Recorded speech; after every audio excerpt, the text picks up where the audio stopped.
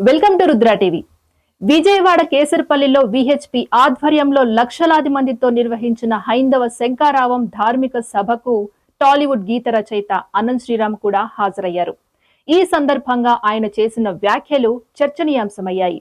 ఇటీవల వచ్చిన కల్కి చిత్రంలో కర్ణుడి పాత్రను వక్రీకరించడం చూసి సిగ్గుపడుతున్నానని అన్నారు. భారతీయ వాజ్మయానికి మహాభారతం, రామాయణం రెండు కళ్ళు లాంటివి. కానీ అదే వ్యాస భారతాన్ని, వాల్మీకి రామాయణాన్ని వినోదం కోసం వక్రీకరించిన సందర్భాలు కోకొల్లలు.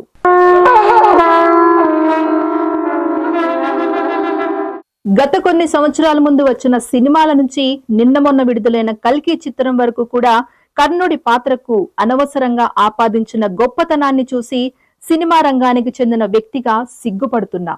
ఈ విషయాన్ని నిర్మోహమాటంగా చెబుతున్నా, అది కూడా ఈ కృష్ణా జిల్లా గడ్డ మీద నిలబడి చెబుతున్నాను అంటూ అనంత్ శ్రీరామ్ వారి ఆవేదనను వ్యక్తం చేశారు. పొరపాటు అని చెప్పకపోతే మనం హైందవ ధర్మంలో పుట్టినట్టు కాదు, హైందవ ధర్మాన్ని ఆచరించినట్టు కాదు, హిందువునని ప్రకటించుకోవడం కూడా వ్యర్థం. ద్రౌపది వలవలు తొలగించండి అని నిండు సభలో సలహా ఇచ్చిన కర్ణుణ్ణి శూరుడు అంటే ఎవరైనా ఒప్పుకుంటారా? గంధర్వ సైన్యాన్ని చూసి ప్రాణమిత్రుడైన దుర్యోధనుణ్ణి కూడా వదిలేసి ప్రాణభయంతో పరిగెత్తిన కర్ణుణ్ణి వీరుడు, శూరుడు అంటే ఈ హైందవ సమాజం ఒప్పుకుంటుందా? ఏదో దానంగా వచ్చిన రాజ్యంలో దాన ధర్మాలు చేసినంత మాత్రాన కర్ణుణ్ణి ధర్మరాజు అంతటి గొప్ప దాత అంటే మన హైందవ సమాజం ఒప్పుకుంటుందా? కల్కి సినిమాలో అగ్నిదేవుడు ఇచ్చిన ధనస్సు చేతబట్టిన అర్జునుడు కంటే సూర్యుడు ఇచ్చిన ధనస్సు చేతబట్టిన కర్ణుడు వీరుడంటే యుద్ధంలో నెగ్గేది ధనుస్సా, ధర్మమా అని ప్రశ్నించకుండా మనం ఊరుకుంటామా?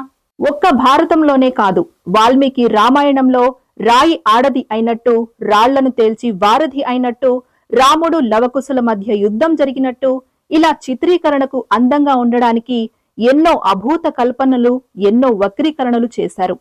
మనం ఇలాగే ఊరుకుందామా అంటూ అనంత్ శ్రీరామ్ ఆవేశపూరితంగా ప్రసంగించారు. 15 ఏళ్లుగా అతడికి నేను పాట రాయలేదు.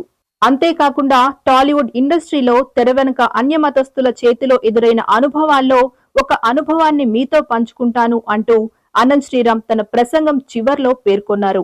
ఒక సినిమా పాట రాయడానికి నేను ఒక సంగీత దర్శకుడి వద్దకు వెళ్లాను. ఆ పాటలో బ్రహ్మాండ నాయకుడు అన్న హిందూ పదం ఉందని చెప్పి అతడు ఆ పాటను చెయ్యనన్నాడు. నువ్వు ఒక్క హిందూ పదం ఉందని పాట చెయ్యనన్నావు కాబట్టి జీవితాంతం నువ్వు చేసిన ఏ పాటకి నేను రాయను అని ప్రతిజ్ఞ చేశానని 15 సంవత్సరాలుగా ఆ వ్యక్తికి నేను పాట రాయలేదని చెప్పుకొచ్చారు శ్రీరామ్. అలాగే హైందవ ధర్మాన్ని కించపరిచే సినిమాలు తీసి నిర్మాతలకు డబ్బులు రాకుండా చేయాలంటే ప్రభుత్వాల కంటే ముందు ప్రజలే ఆ సినిమాను తిరస్కరించాలి అని అనంత్ శ్రీరామ్ పేర్కొన్నారు. గత కొన్ని సంవత్సరాల ముందు వచ్చిన చిత్రాల నుంచి నిన్న మొన్న విడుదలైన కల్కి చిత్రం వరకు కూడా కర్ణుడికి పాత్రకి అనవసరంగా ఆపాదించిన గొప్పతనాన్ని చూసి ఒక సినిమా రంగానికి చెందిన వ్యక్తిగా నేను సిగ్గుపడుతున్నాను, నిర్మోహమాటంగా చెప్తున్నాను. అది కూడా ఈ కృష్ణా జిల్లా గడ్డ మీదే నిలబడి చెప్తున్నాను.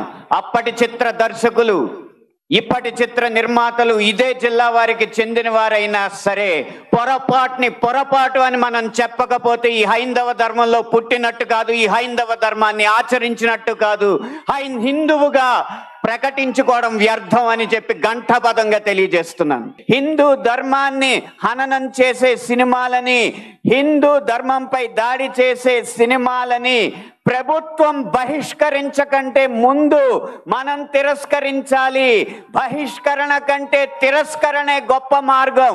ముందు మనం తిరస్కరిద్దాం.